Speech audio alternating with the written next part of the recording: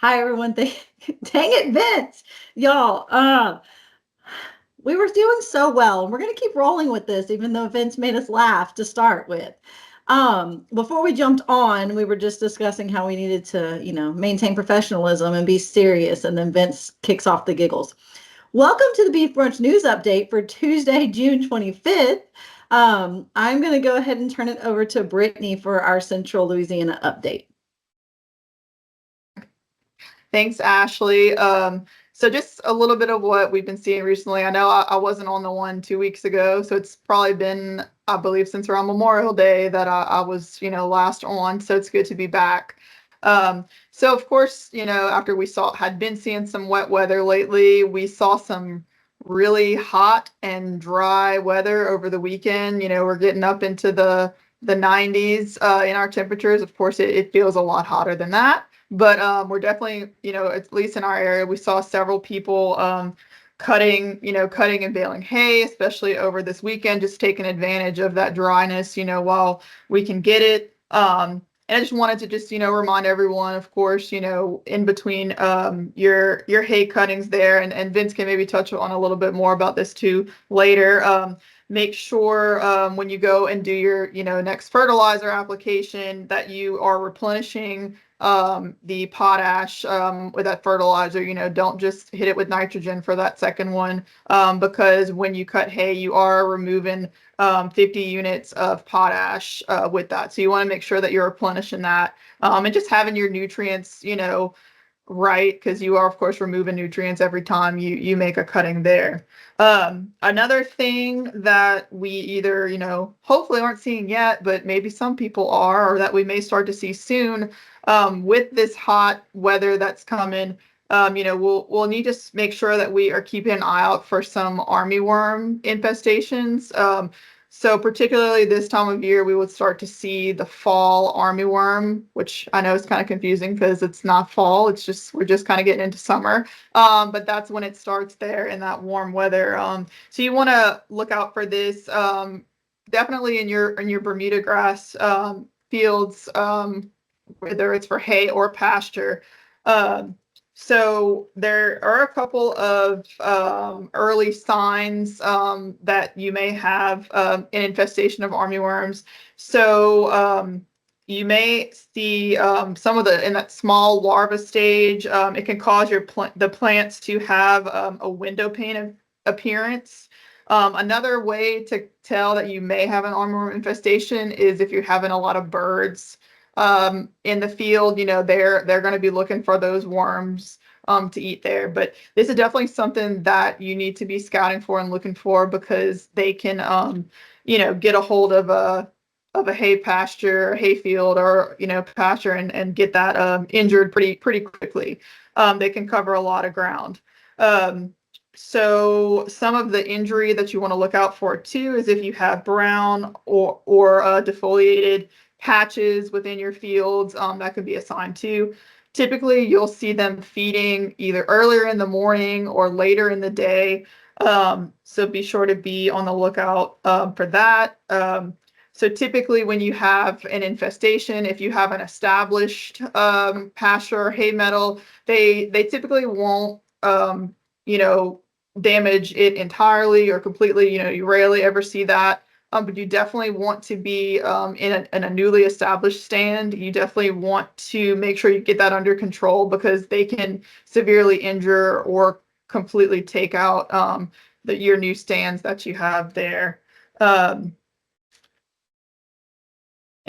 I believe, and then just for just, if you do, confirm that you have armyworms, if you're not totally sure, we do have some pictures of what they look like on the LSU Ag Center website. You can just search there for fall armyworm. And then you want to get with your local extension agent to, confirm that that's what it is. And they can let you know what the best options are for the treatment for that as far as the insecticides go. So with that, I believe I'll turn it over to Vince now. Thank you, Brittany. And yeah, that's certainly some key points to pay attention to this summertime. Also, that there's been a considerable interest in people planting new stands of Bermuda and other pasture or forages for hay. So I just want to remind everyone that using some pre-emerge herbicide on some of those newly planted stands of if it's going to be your hybrid jigs or Alicia or anything going in as plant material, you can use Diuron 4L at a quart per acre. That's going to help with some of your summer annuals such as tie vines and broadleaf signal grass and some other weeds that can be cumbersome for that stand to overcome and get established. So we want to remind producers of that to make sure that the drains are made in the right places, get you adequate drainage, and take care of that weed control with a pre-emerge. That's going to help you get a quicker start. Switching gears to bulls, I mean, the breeding season has come to an end for the most part. Bulls are up at the headquarters, so to speak, or a place that you should be able to watch them. Offer plenty of shade and plenty of fresh drinking water. As most of our bulls and herds of bulls may be black-hided, and it takes a lot of shade and a lot of comfort for those guys to make it through the balance of the summer and be productive as we move into the fall and winter breeding season of next year. If you see any lame bulls, we don't have to talk about what bulls are selling for right now at the market, even for process or killing bulls. I mean, we're seeing 150 per pound on those big bulls. So if you got some lameness and you think you can get another year or two out of a bull, take care of those bulls. Get them over to the vet for a cool morning visit and make sure they in good order and good health for moving through the summer to get another year or two out of them, because you sure don't want to replace bulls at this time the way the market is if you don't have to. So make sure that's done. I'll touch on horn flies. It's the time of the year when you're pulling bulls or you got that last round of calf workings to do. Put some fly tags in those cows, especially the English and British type breeds, to keep the flies at bay on those guys, because we're gonna see we get into a droughty period. That's generally when we have higher fly populations. So we don't want to pin and work cows too much during June, July, and August. But generally, you'll get 3 months out of a double tagging on these insecticide tags. But remember, in the fall, you need to take those tags out because they can develop an increased resistance as we go along. Resistance of some of these insecticides is building in our hornfly population, and we want to try to reduce that or minimize that as much as possible.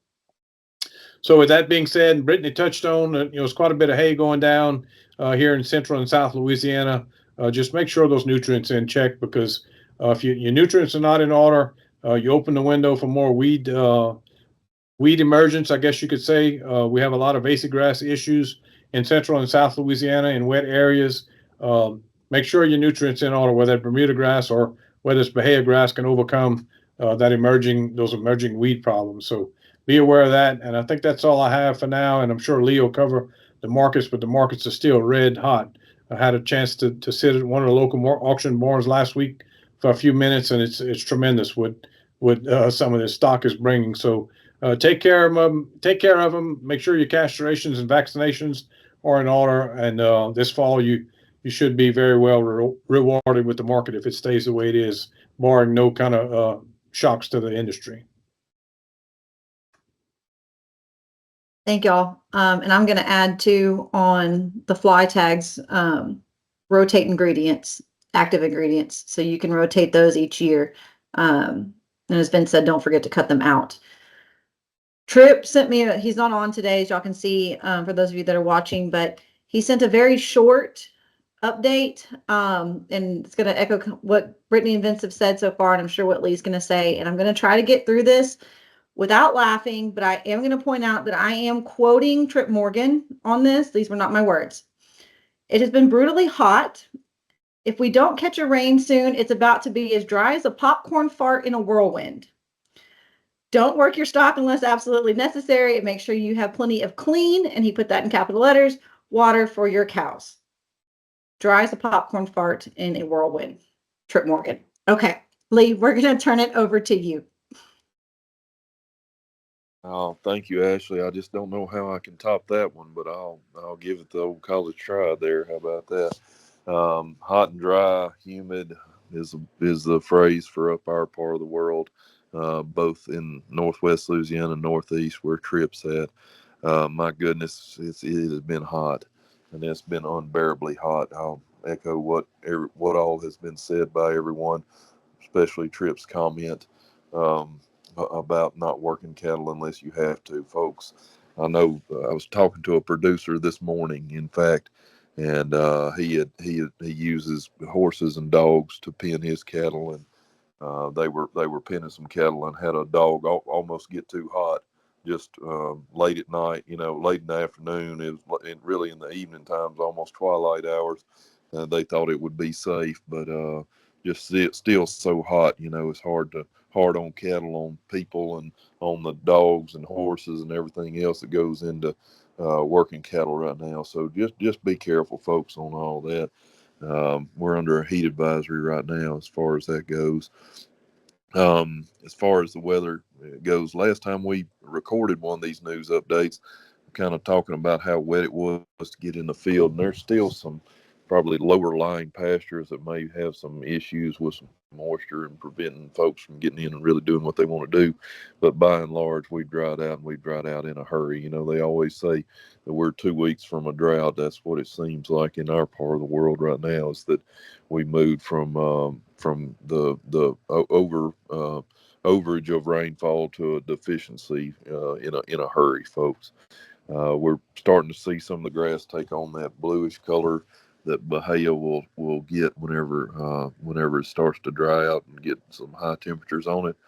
I actually looked at some crabgrass on the edge of a field that was curled up a little bit, like we see in severe droughts. So maybe it's just temporary condition. We'll get a little bit of rainfall to remedy that. Vince singled out Vasey grass, and we don't talk about weed pressure a lot on here because it's kind of hard to just sit here and talk about weeds without showing pictures or slides or this is what this is. But folks, I see Vasey grass as one of the biggest problems we're facing in my part of the country as far as encroaching weeds in pasture and hay fields. And I think that it gets misdiagnosed, diagnosed, not the wrong, but right word for it, if I can make any words come out. But it gets misidentified is what I'm trying to go for. A lot of people will call it maybe barnyard grass, or they'll call it Johnson grass. I have a lot of people that will call about Johnson grass, and turns out it's Vasey grass. Kind of similar, but not so much. So, and the control methods are vastly different, of course.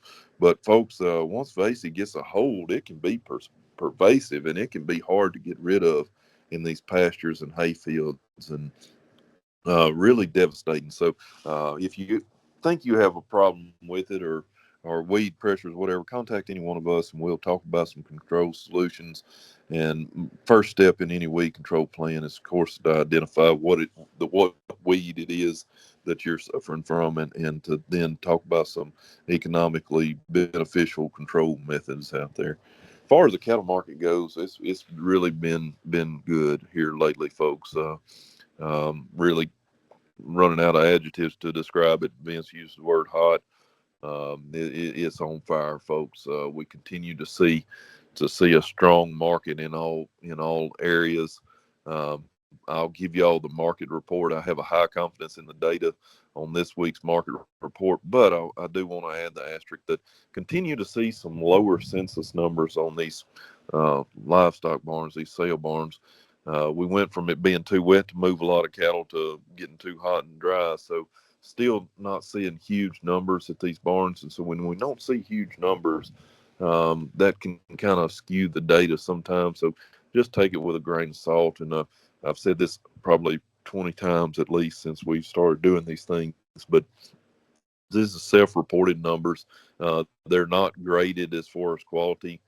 So quality can have a big influence, especially on stuff that you don't see a whole lot of. Like, let's be honest with it, out of everything that we report, Cull Bulls is going to be the lowest number of data points going into this report.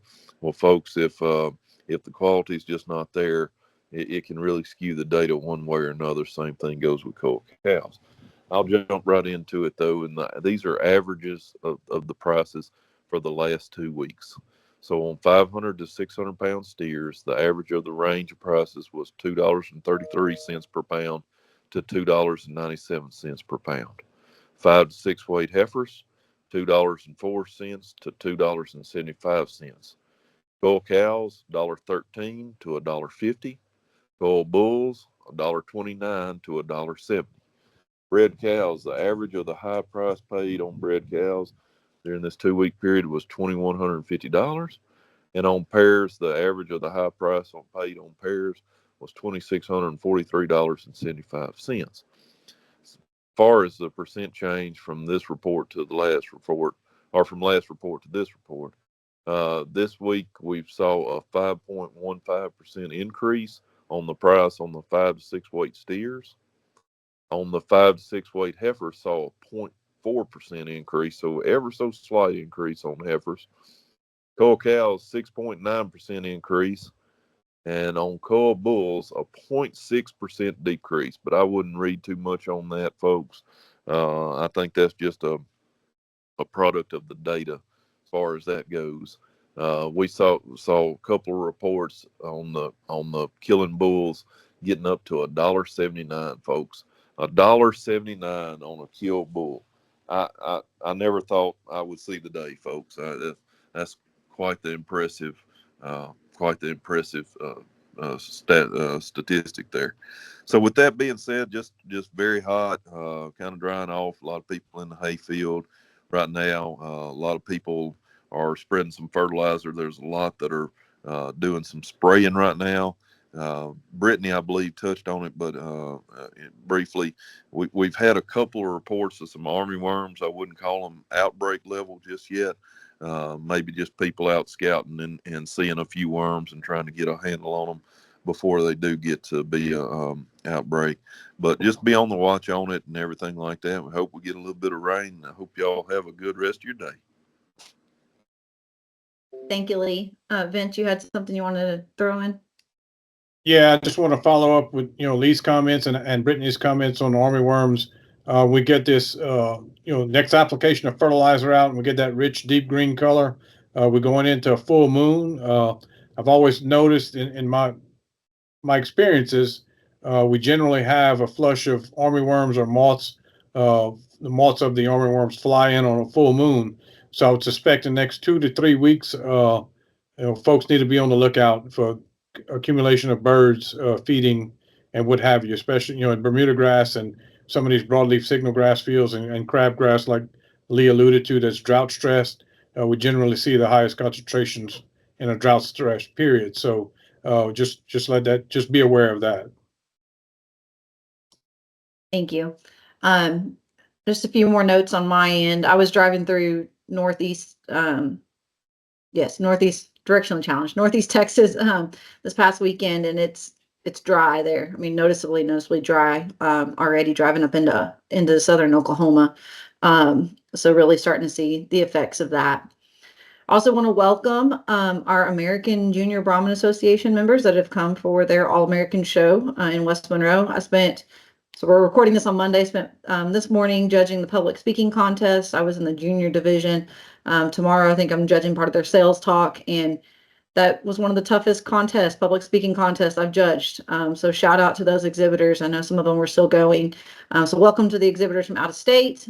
Good luck to all of our Louisiana exhibitors that are over there. I know quite a few of our junior associations are having their shows and their roundups and those sorts of things scattered throughout. And so not just Brahman, but to all those breeds and all those exhibitors, good luck as y'all travel through and go to your respective breed shows. In terms of our events, really the main one we have coming up, and I mentioned it briefly before, is the Livestock Economics Workshop that is being hosted in conjunction with LGLCI, the Grazing Lands Conservation Initiative, Farm Bureau, as well as LSU Ag Center. That is going to be on Friday, July 19th at the Best Western Conference Center in Alexandria. It is a $25 admission to help cover lunch costs there, but we're going from 9 a.m. to 3 p.m. It is everything from basics of accounting and economics to parts of the industry, marketing opportunities. So you'll have an accountant coming and speaking. You'll have Lee and myself, several producers and other industry members coming in, and we're concluding that with a producer panel discussing marketing options. So we hope to see you there. I do have that linked in our descriptions as well. If you're a regular podcast person, but you've jumped on our videos, the podcast platform we were using swapped over to Spotify, but it didn't swap smoothly. So if you're wondering why the last couple of episodes have not been on a podcast, it's because I cannot get Spotify to agree with our account moving over and that sort of thing. So I am still working on that. So I'm sorry to our podcast people that aren't seeing us on there. And now Brittany's raising her hand. Brittany, go ahead. As you were talking about the events coming up, I forgot to say that we completed the Master Cattleman class here in the Central Region back on June 13th. So I just wanted to thank all of our presenters that came throughout those 10 weeks. And we had 22 graduates complete the class. And they were a really great group to work with for my first time coordinating a Master Cattleman. And of course, I know Vince helped me along the way as well. He cooked for us a couple times, as well as our St. Landry Cattlemen's Association. They helped out as well as a few other sponsors in there as whatnot. So I just wanted to mention that. So if you are listening and you were in our Master Cattleman class in the Central Region, congratulations to y'all. We hope to see y'all at our Beef and Forage Field Day coming up in September. Thank you, ma'am.